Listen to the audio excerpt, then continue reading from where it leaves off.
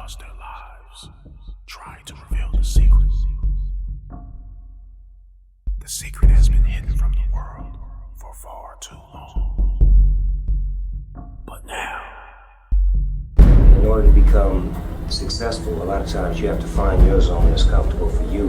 When you come to that crossroad and you get to a certain age where you have that epiphany where what the hell am I going to do with the rest of my life, and you don't even have a plan yet, that's when it's time to start writing your shit down. Sometimes, life decisions and life choices steer you another path, but, mistakes are given, being a human. We don't have to be perfect.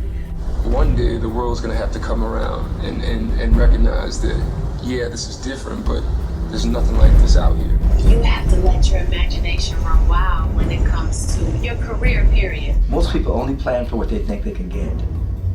The universe doesn't like that. The universe wants you to go for what you think is impossible. Dr. King said your character is built not during times of comfort and convenience, but during times of conflict and controversy. When you see an obstacle, don't let it deter you. You either can go over it, around it, or through it, depending on your own strength. I've been through a lot of stuff in life, but never once have I felt like this is the end of my path. You have to put up your own money. That's independence. If someone else is putting up the money, that's dependence. If you don't see yourself coming out as a boss at that place, get the fuck out of there. they can no longer keep it from us.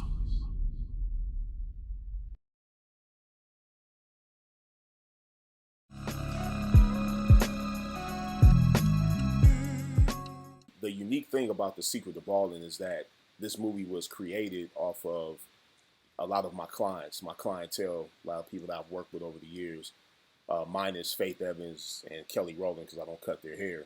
But I cut people that are in business with them. Like for Kelly Rowland, a friend of mine is named Frank Gatson, who is Beyonce's choreographer, and he was also the choreographer of Destiny's Child, Michael Jackson, a lot of wonderful people. He actually plugged me with Kelly Rowland to do the interview, and I've met her several times. She's a wonderful person, and her husband, Tim, he gave me the blessing to do the interview, and so we went ahead and did it. And I met all these people through my work as a barber. And it was a little interesting for me because I've never asked them for anything. I'm not one of those people that ask people for things like, oh, you think you can do this? Because I don't like to bother people. But something in me said that I have to have audacity in order for this project to work, you know, and that's the way business works. You have to have the audacity to step forward, to step up. And so in that way, what I did was I just asked each of them, and the people that I asked, they were game, you know, they were for it. There was a few people that I did ask to participate, and it was no problem because no one has to do anything. So I just moved forward, and I really didn't have a direct plan of who was going to be in the movie at first. And God blessed us with these wonderful people that are in The Secret to Ballin. That's due to release. We're releasing the movie October 16th through Vimeo on demand, as well as we'll be putting together physical copies, iTunes, etc., all forms of media, including doing workshops around the movie. Yeah. Sorry, man, I turned it off. By the way, are we recording now? Yeah, I'm recording, yes. Oh, sorry about that. I didn't know if we were recording or talking, but I think it's great, man. You know what I was thinking about is I think that, you know, when I hear The Secret to Ballin, I'm definitely curious to know, you know, what this means for me, you know, as a viewer, right? Like, you know, when I know about The Secret and I know what it means to ball, right? But and so it's like, okay, it's a secret to balling, but balling is one of those terms, it seems, that can have positive or negative connotations, right? Right, definitely. You got ballers that are doing well, that are financially stable. Right. Then you got ballers who just, you know, drive themselves off a cliff financially. Right. I'm curious about that. Describe that just in terms of, you know, if I'm a viewer and I'm looking like, what's this film going to do for me? What does it do? I know you're supposed to be asking me the questions, but I'll ask you that question. No, definitely. No, the movie The Secret to Ballin, what it is basically, and what hip hop motivation is, we're sort of like a janitorial service for hip hop. You know, we're kind of coming behind the destruction and the chaos that was actually put in place creatively from a lot of different artists to show people and to direct people in the right way, because a lot of hip hop has been irresponsible. We can't lie about that. There's been a lot of irresponsibility in hip hop, and these artists sometimes are not responsive. They don't take responsibility for telling people the truth and giving and guiding people in the right direction because of corporate. So what the secret to balling is we're talking to great artists that have accomplished great things, but it's not so much about money. See, balling is a term that throws so many people off, and that's why the term is there. It is about money, but there's work that has to take place before you take these steps into whatever goal that you choose to work towards. And that's where we come from. It's sort of like the roots of success. It's really the secret to success, but it's the root cause, for the effects of balling. Interesting. So it almost sounds like it's as much about motivation as it is about just. It's not sort of like, okay, I'm a celebrity. I'm gonna show you how to live my lifestyle from a financial standpoint per se or business standpoint. It's more so a business. It sounds like business could be in there, but it's generally about sort of like, okay, if I'm Chris Brown, what does it take to become Chris Brown? That's kind of like what kind of motivation, hard work does it take? Yeah, like Dr. Bernard Beckwith, like they said similar things. Dr. Bernard Beckwith, who was in The Secret, and Chris Brown said similar things in the movie. And it's interesting that everyone, like when we have a chapter where we talk about obstacles, which is called Against All Odds, and we talk about what it takes to overlook and to shut down the senses of what's going on in order to move forward and proceed with business. Because as you know, the average business doesn't really take off for the first 5 to 10 years.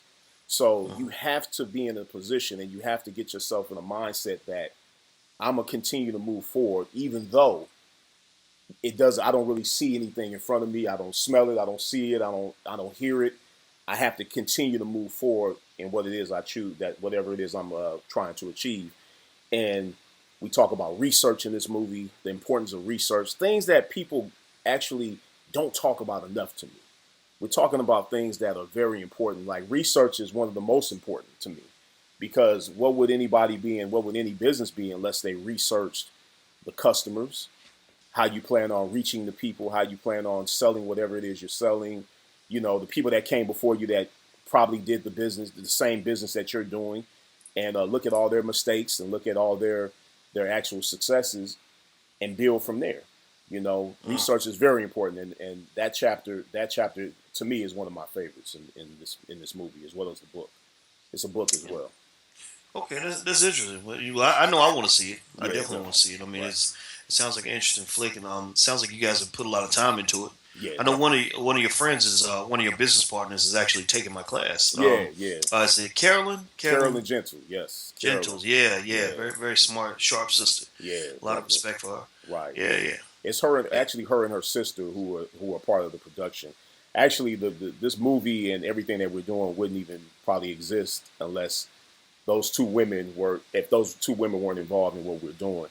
And I'm also a firm believer in balancing out the business, balancing out the internal business by putting women in place and the right type of men. Even though we're all balanced anyway, half man, half woman, it's still great to get a female perspective, and it's still, it should always be balanced.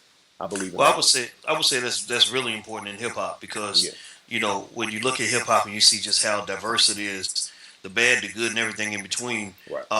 You have, it seems in some areas we've kind of lost that respect for women, as far as like what women really bring for us. Like they have that old saying that behind every great man is a great woman, but really it's really beside every great man. You know what I mean? Sometimes in front of every great man is a great woman. Definitely. If you talk about the mother, and I think that's, to me, I think it's just a natural tribute, to the strong women that really hold it together. I mean, one of the things that me, you, and Damon Dash, for example, seem to have in common is that we can talk about extraordinary women in our businesses that have held it down for us in so many ways. And there's just something about it. It doesn't mean men can't do the same thing, but there's just something about that loyalty of a good woman. Just her, the consistency, professionalism, really representing you.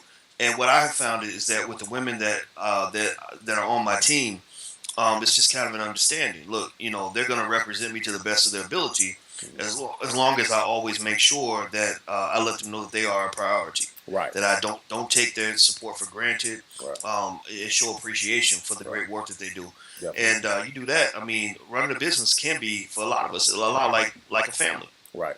Definitely. I'm a firm believer in putting women down with the team because, you know, when they're 100% in usually. If they really believe in something, they fight to the death for you. You know, they go all out for you. And, you know, my thing is just always be honest with them. You know, always be honest with your teammates in general. But, you know, with women, just be honest. Be honest with what's going on, what you need to do. And you'll see great things grow from that. Because, you know, like I said, Michelle and Carolyn are very, very important pieces to the business.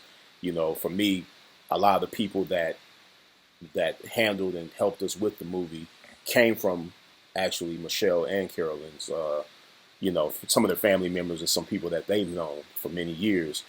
And so I didn't want to, you know, mishandle that reputation that they already have with these people. You know, so from their reputation, that's how we got the Secret of Ballin to exist right now. Yeah. Wow. Well, I love it. I love it, man.